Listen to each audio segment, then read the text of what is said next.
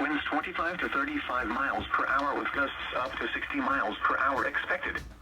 The areas affected include, in Maryland, Dorchester, Wicomico, Somerset, Inland Worcester and Maryland Beaches counties. In Virginia, Accomack and Northampton counties. The hazardous winter weather conditions are expected from 6 a.m. to 7 p.m. Monday. Impacts: damaging winds will blow down trees and power lines. Widespread power outages are expected. Travel will be difficult, especially for high-profile vehicles.